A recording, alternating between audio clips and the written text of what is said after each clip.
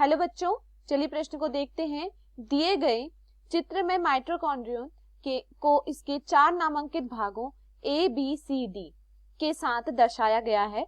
उस भाग का चयन करें जो उससे संबंधित कार्य के साथ सुमेलित हो।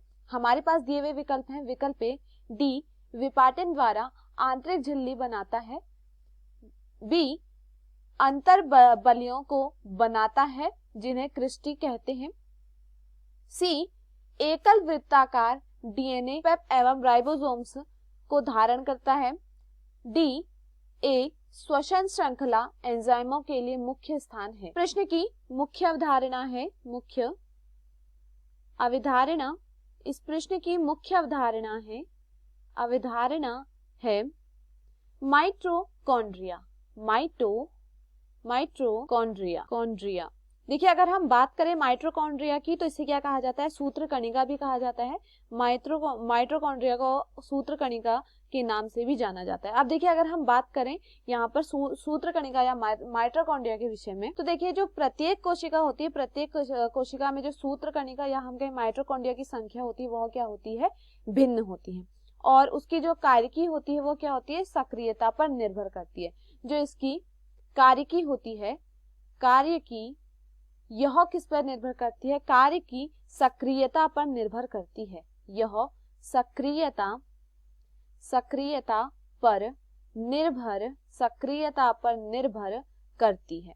अब देखिए, यहाँ पर अगर हम बात करें माइटोकॉन्ड्रिया के विषय में, तो यह क्या है? इसकी जो कार्यकी है ये क्या है? उसकी सक्रियता पर निर्भर करती है। और जो यहाँ पर माइटोकॉन्ड्रिया की संख्या होती है वो प्रत्येक कोशिका में क्या होती है? भिन्न हो सकती है। किसी में ज्यादा हो सकती है, किसी में क्या हो सकती है? कम हो सकती है। तो यह क्या होते हैं? कोशिकाओं में भिन्न होती है। अब देखिए, यहाँ पर अगर हम बात करें माइटोकॉन्ड्रिया की, तो इसकी आकृति की बात करें, इसकी आकृति और आकार भी क्या होता है? भिन्न होता है। और ज्यादातर यह क्या है? बेलनाकार आकृति में यह पाया जाता है, जो कि कितना होता है? यह 1.0 से 4.1 माइक्रोमीटर लंबी हो सकती है। यह क्या है? माइक्रोमीटर हो सकती है। माइक्रोमीटर लंबी हो सकती है। और यहाँ पर देखिए, इसका अगर हम व्यास के विषय में बात करें, इसका व्यास कितना होगा? तो इसका व्यास कितना होता है? यह 0.2 से 1 माइक्रोमीटर तक इसका क्या देखा जाता है? व्यास देखा जाता है।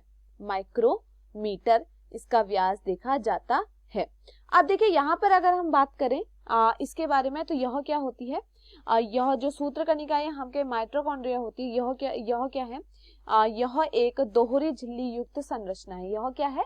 दोहरी झिल्ली युक्त संरचना है, जिसमें क्या पाई जाती है? बाहरी झिल्ली और भीतरी झिल्ली यहाँ पर पाई जाती है।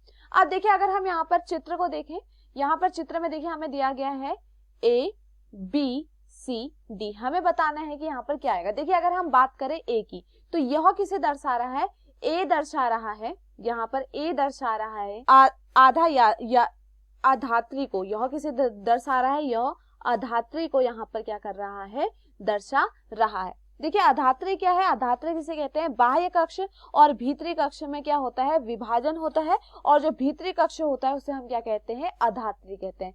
तो अधात्री क्या है? यह क्या है? भीतरी कक्ष है। यह भीतरी कक्ष है। अब देखिए, यहाँ पर ए क्या दर्शा रहा है? यह अधात्री को दर्शा रहा है। वहीं अगर हम बात करें बी की, तो देखिए बी की अगर हम बात करें तो बी पर हमें क्या देखने को मिल रही है? यहाँ पर हमें भीतरी झिल्ली देखने को मिलती है। बी पर हमें क्या देखने को मिलती है? भीतरी झिल्ली देखने को मिलती है। और यह भीतरी झिल्ली किस रूप में होती है? यह भीतरी झिल्ली जो होती है यह अंतर बलियों के रूप में होती है, जिसे हम ये नाम देते हैं, उन अंतर बलियों को हम नाम देते हैं क्रिस्टी नाम देते हैं। अब देखिए, अगर हम बात करें सी की, तो सी किसे दर्शा रहा है? देखिए, सी दर्शा रहा है क्रिस्टी को, जिसके विषय में अभी हमने बात करी। सी किसे दर्शा रहा है? यह क्रिस्टी को दर्शा रहा है, जो कि क्या है? भीतरी झिल्ली है, जो कि किस रूप में होती है? यह अंतर बलियों के रूप में होती है। और हम जो भीतरी झिल्ली होती है वो अंतर बलियों के जो रूप में होती है, तो हम इसे क्या नाम दे देते हैं? क्रिस्टी नाम देते हैं। तो यह सी क्या दर्शा रहा है? यह क्रिस्टी को दर्शा रहा है।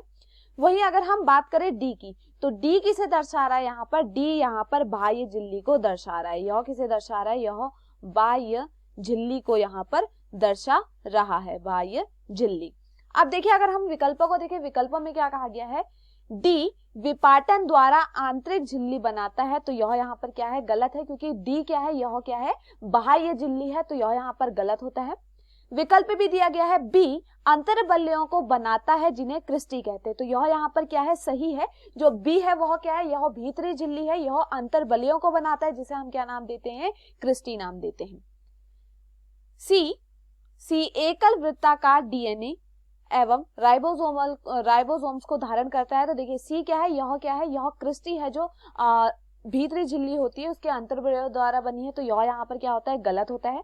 डी दिया गया है ए श्वसन श्रृंखला एंजाइमों का मुख्य स्थान है, तो यह भी यहाँ पर क्या होता है, गलत, क्योंकि ए क्या है, यह भीतरी कक्ष है, तो यहाँ पर देखिए यहाँ पर विकल्प भी यहाँ पर सही होता है। मैं आशा करती हूँ आपको ये समझ में आया हो। धन्यवाद।